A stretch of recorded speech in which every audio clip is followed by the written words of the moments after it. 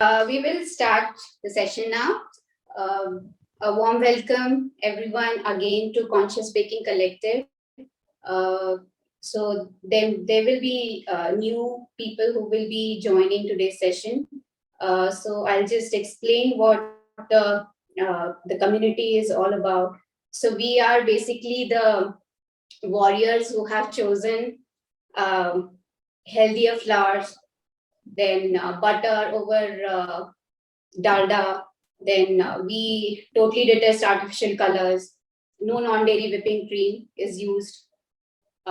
So anything that doesn't suit our stomach, we just don't want to put in our stomach or in our family's stomachs or in our clients' stomachs. So the main, I think the gist is what we eat as a family, we would like to serve the same to our clients as well.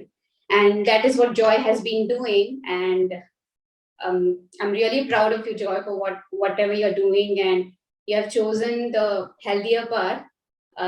Over to you, Joy. Just tell us more about yourself, about your venture, Bake Me and Beyond. Yeah, thank you so much, Abha.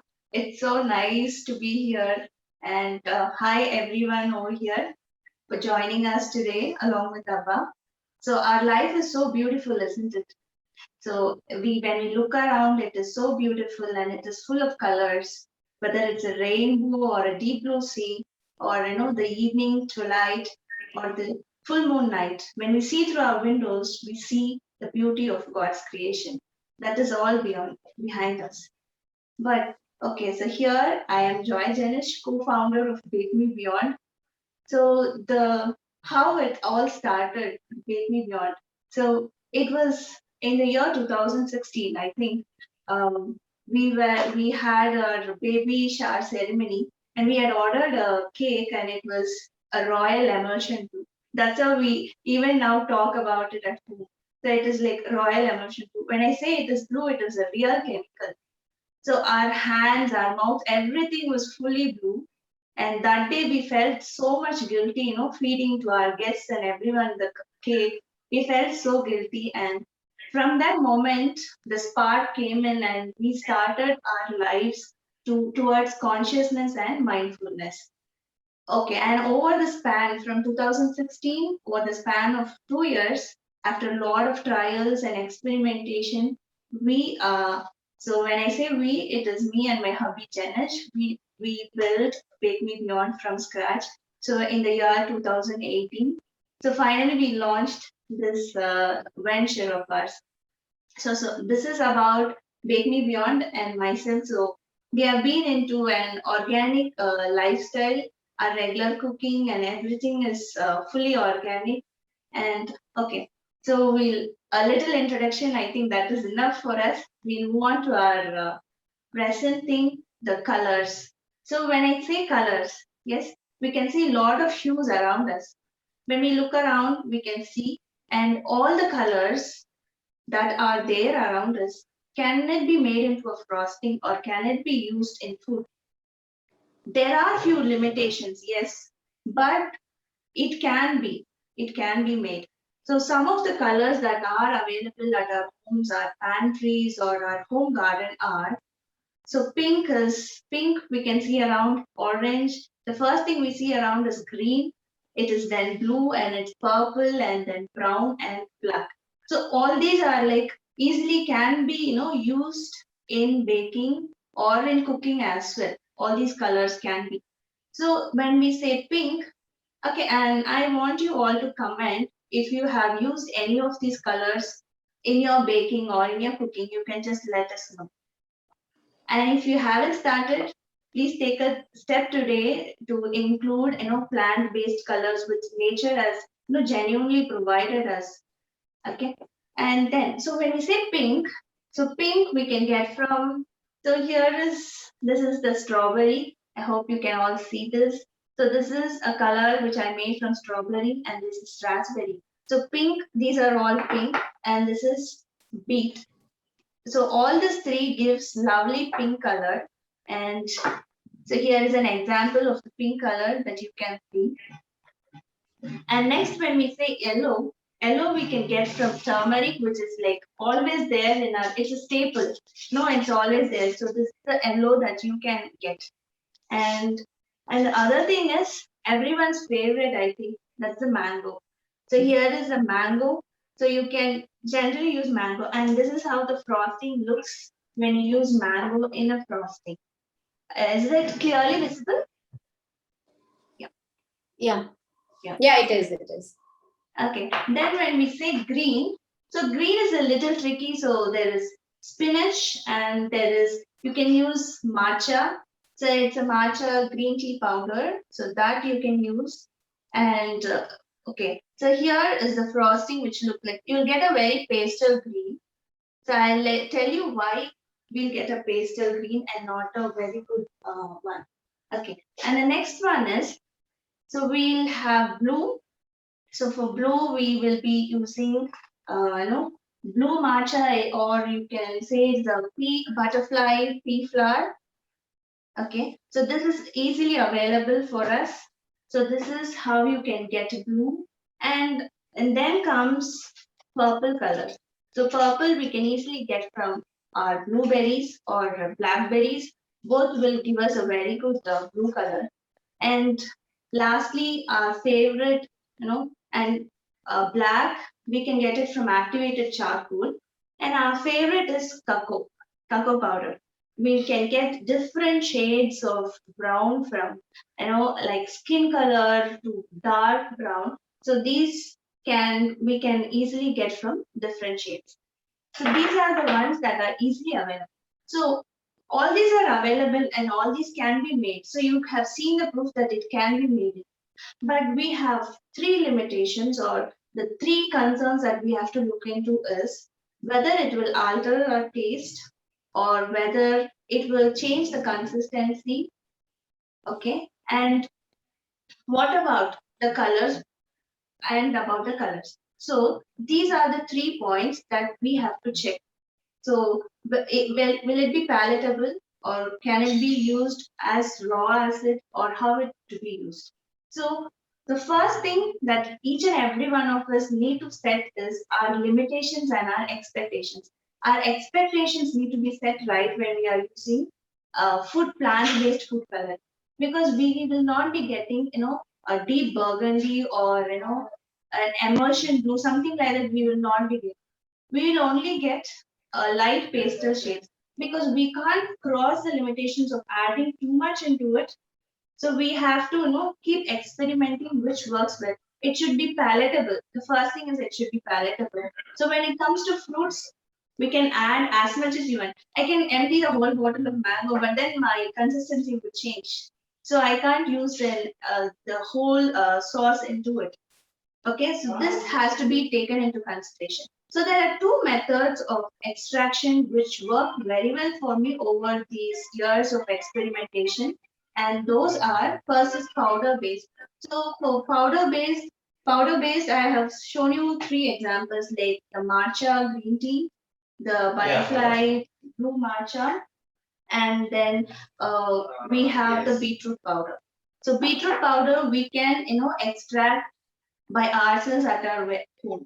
So you can sun dry the beetroot and you can get the beetroot powder. It's as simple as that. So there is no demo required for beetroot powder. It is easily available. So, and the next one is the gel based one. So we need to get a gel consistency. Never add a puree to your frosting, because your frosting will split, or your consistency of your frosting will change. So we always need to have it in the sauce consistency. So let me show you how it looks.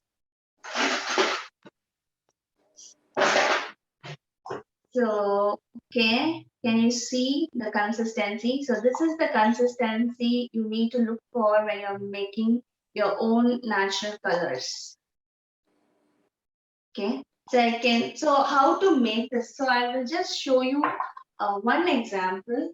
So I have some, strawberries over here. Can you see? So to this, I'm going to add just a little bit of water, not too much, just a little bit of water.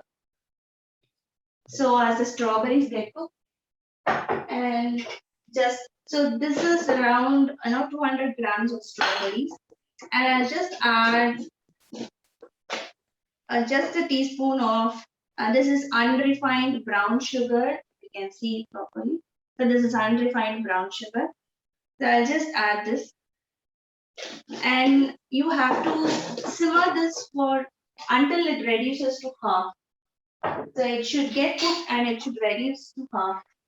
So until that, we have to simmer this. And so once it simmers, okay. So it can simmer, so you have to keep stirring and you have to simmer it. So once it's simmered, you'll get a consistency like this. So it will be like this. So there will be a little bit of pulp and everything along with it. But so when we want a frosting to be smooth, so for example, if you see here, this blueberry has little speckles over there. Why? Because I haven't pureed the blueberry. I've just used the whole blueberries and then I've taken the. So this method can be used for all the berries. Same method you can use it for all the berries. So be it raspberries. So this is a raspberry one. So it will have the seeds in it. So if we can see, the seeds will be here. So in our frosting, we want it to be smooth. For example, you can see this strawberry. The frosting is very smooth because this is the consistency I received from strawberries. So there isn't any speckles or anything. So you need to puree it carefully so that you will get a very smooth consistency. So this is how it works, the coloring. So I have here three different frostings with me. Okay, this is the ermine buttercream. It's eggless, and I have Italian meringue with me, so which has eggs, butter, and sugar. Ermine buttercream is a flour-based buttercream. I hope everyone would be knowing it. And here I have the regular buttercream. Okay, the American buttercream. So these are the three buttercreams I have. I'll just show you. I'll mix the color. So less is more. Whenever we say less is more when you are mixing the frosting. So I'll just add, okay, this is quarter teaspoon. This is a quarter teaspoon. And I'm just adding just 3 drops over here, 3 big drops. So you can see only this much I've added. Let me mix it for you. So you'll get, so I started getting a beautiful pale color over here. So nothing has changed. The consistency did not change. My frosting is still holding on to the spatula. It hasn't fallen down. So make sure you get this consistency. Never allow your frosting to flop off. So Joy, all the frosting, are they at room temperature? Yes, all the frostings are at room temperature. So I have set them out a little early, so everything is. So now I got a very pale shade. So now I added 3 more drops, and so can you see the color change? It is changing to a lovely pink now. So I think I got the correct consistency of the cupcake which I already have frosted earlier. See, it is the same consistency, and still my frosting holds up. It's not falling down. So it hasn't altered at all. So this is how your consistency should be. So this is Italian meringue buttercream, the stablest of all buttercream, I would say. I'll just off that because I'm not taking care of it. Okay. So the next one is the usual American buttercream. So it is, so here, okay, so it is butter and sugar. That's it. So this was this icing sugar. I made it at home only. So this is again it is holding still. So again I'll add the same pink frosting here, strawberry one.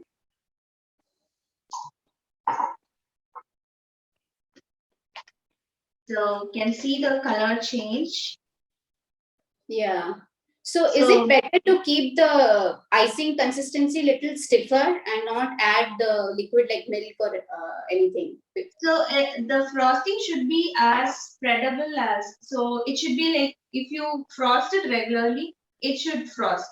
So it should be spreadable, not too liquidy or not too sturdy, because we are, yeah, that's why I said we want the gel consistency.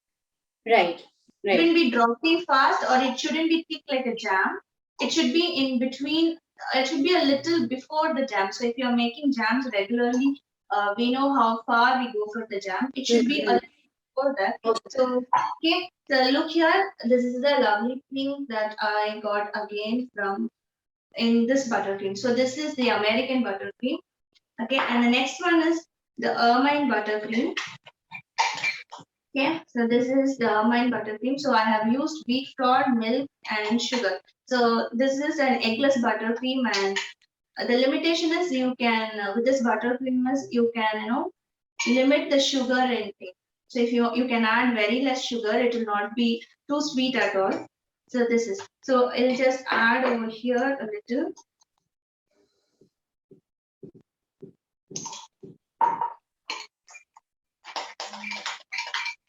So you can see again the color is coming up very lovely. And so there is no error with the consistency or so if you want to add more drink, you can add, because there isn't any limitation here, because this is raspberry, it's a fruit. So fruit will enhance the flavor of the butter. So it will not make your, so if I am using the beetroot powder over here, I have to consider how much I add. So whereas here I can add a little more to get a deep color. But whereas for beetroot I can't. And again for spinach I can't. And again for matcha I can't. Because and again for turmeric I can't. I need to, so you have to see what the source is. So if your source is going to alter the taste, then you've got to limit it. So if your source is like mango or raspberry or strawberry or blueberry, you can add a little more. Nothing is going to harm. But you have to make sure that you are not going to affect the consistency. Right. So I think hope it is also clear. So if you have any questions, if you want, I can just show piping one cup. I can show that.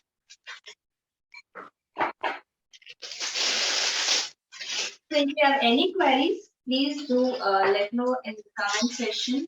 I can answer it. So how does it work with the cream cheese frosting? Especially Cream cheese the fruit and icing. yeah. So when we make cream cheese and cream frosting in organic, in the organic way, it is quite tricky only. Okay. So you can see how the petals, the layers are.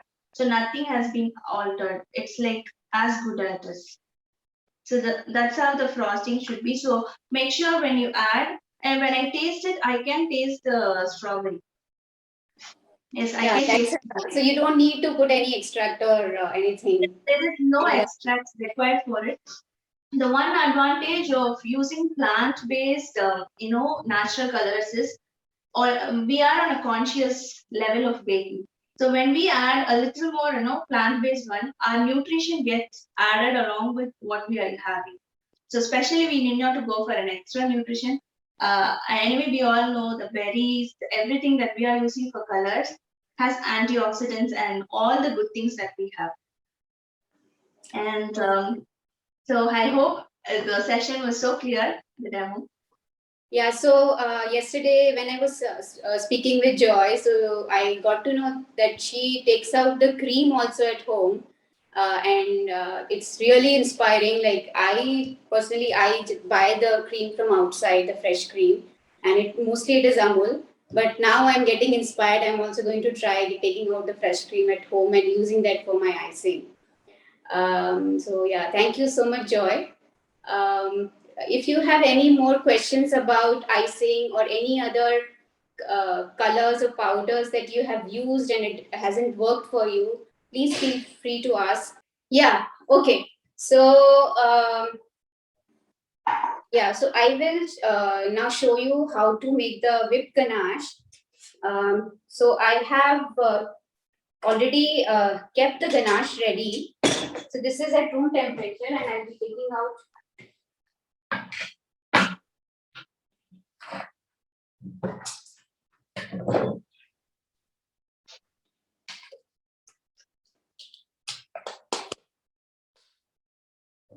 Okay, so I've already made the ganache, and it's a very simple process.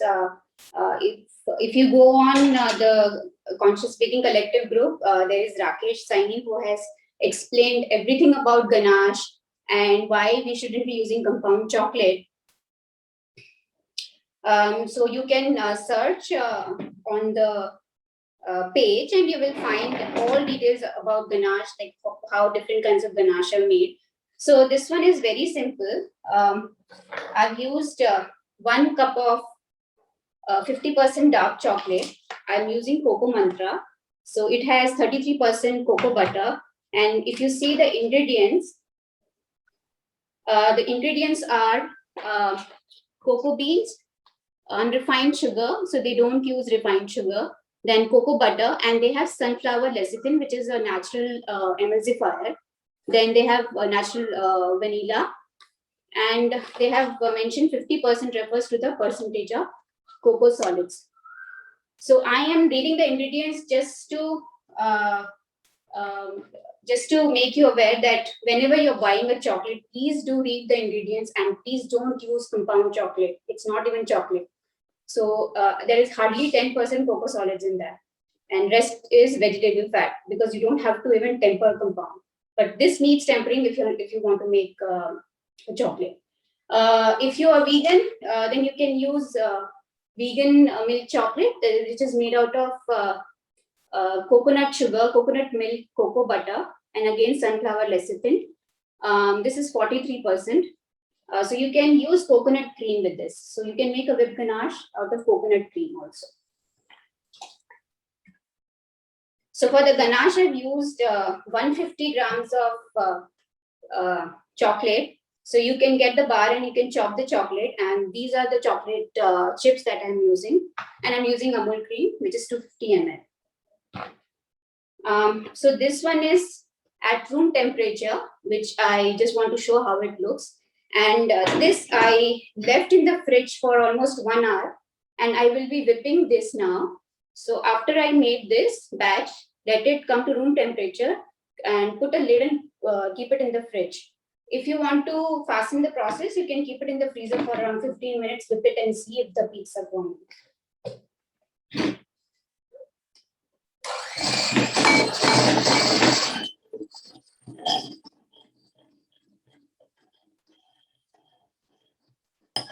So I'm whipping it. You can see.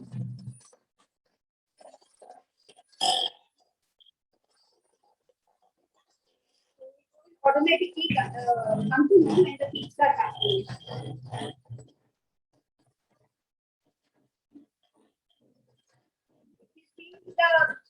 If you think the cream is still runny and it won't pipe well after you put it in the piping bag, you can keep it for another 5-10 minutes. So I can see the peaks are forming.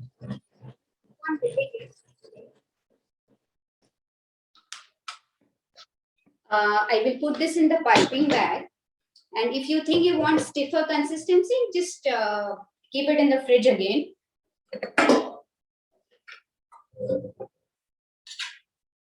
So for this, maybe you were asking me, if you're here, what nozzle I used for the cupcake icing. So this is 199, which I'm using for the frosting.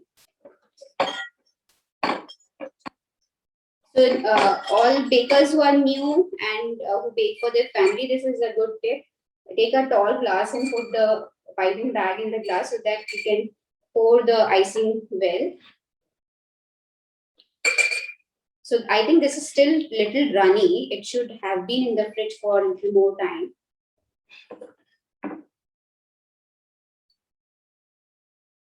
And this ganache doesn't need any butter. So basically, when we add butter in ganache, it just brings a very nice shine and smoothness when you pour the ganache on the cake. So this is fluffier and it is very light also.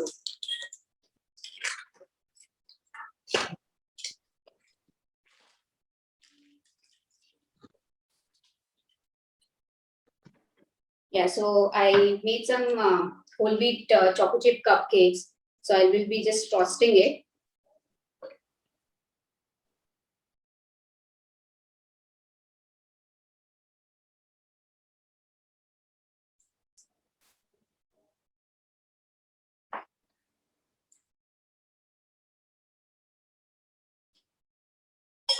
And let me just put 2 cherries on the top, and here you go.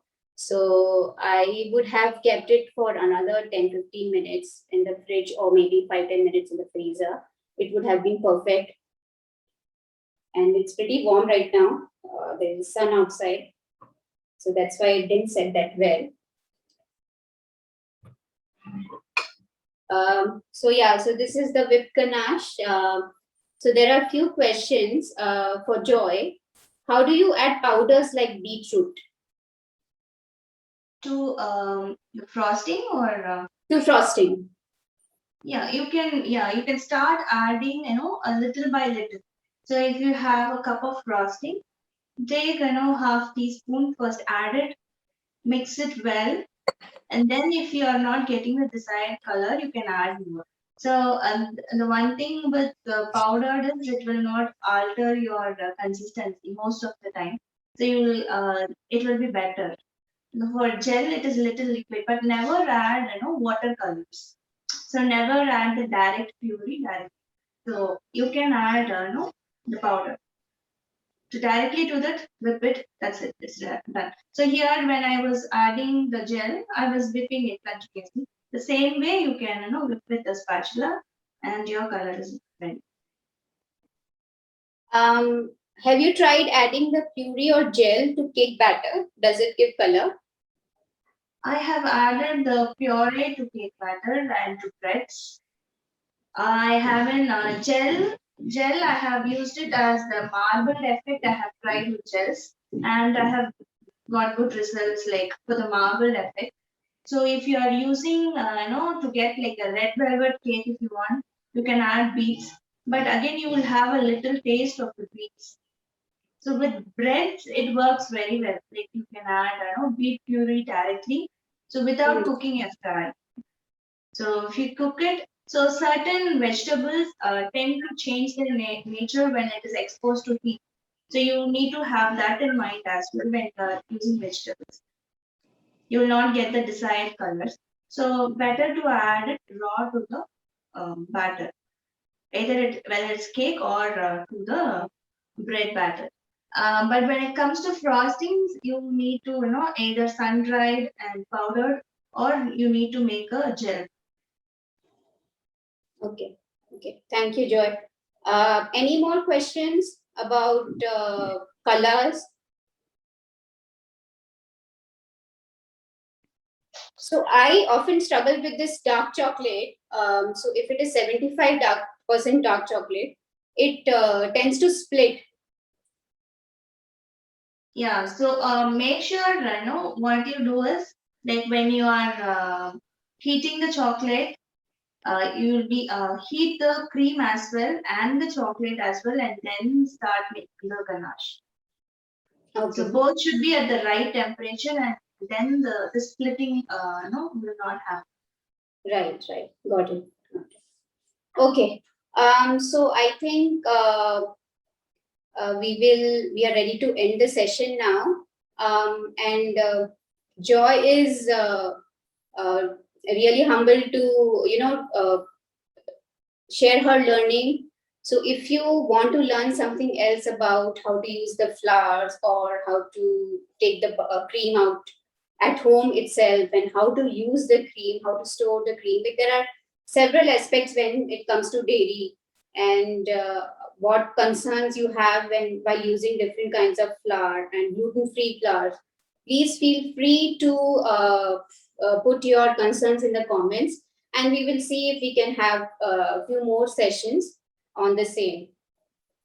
Thank you so much, Joy, and hope everyone got to learn something new today.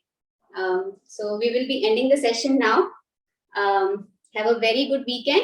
See you, everyone. Bye-bye. Thank you, everyone. Bye.